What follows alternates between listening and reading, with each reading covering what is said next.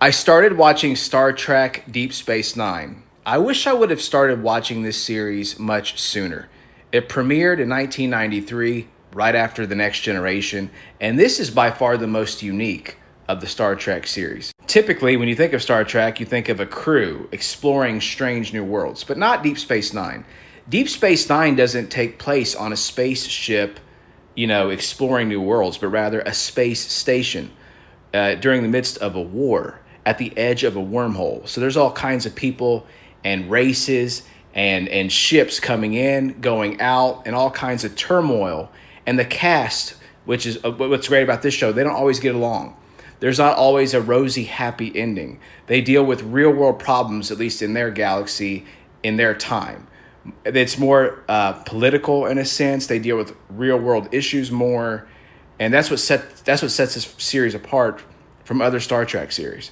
I don't want to say it's the most sophisticated of the Star Trek series. They're all special in their own way. I really like The Next Generation. I just started watching this one, so only time will tell if it ends up being my favorite. But this show is known for being more political, and a lot of political junkies like to watch Deep Space Nine. The things that are happening so far in the midst of a war, what is right, what is wrong. There's more gray areas in Deep Space Nine compared to the other Star Trek series so far. Avery Brooks in the top right corner of this page plays Commander Sisko, and I think he's a fantastic actor, and I think he was perfect for this role. The thing about Deep Space Nine also, compared to other Star Trek series, is the episodes build on each other.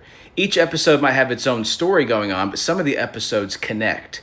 And that's what you might miss. If you watch an episode of DS9, you might be confused. Whereas The Next Generation in Star Trek, you could watch it and follow from the beginning to end without being confused as to what's going on, without certain references. In DS9, the characters over time develop, and you'll see that throughout the seasons. At least that's what I've read so far, and it seems to be true. So far, DS9 is darker than other Star Trek series, and that's what also makes it great.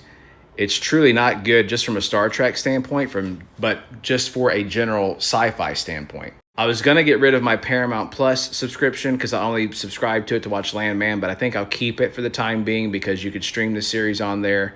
Otherwise, I would be checking this show out from the library like I currently am with the X-Files. If you're interested in Star Trek or you just want a nice sci-fi show to watch, I highly recommend checking out DS9. If you can't watch it on Paramount Plus, of course, check it out at your local library. And let me know in the comments what you think of this show.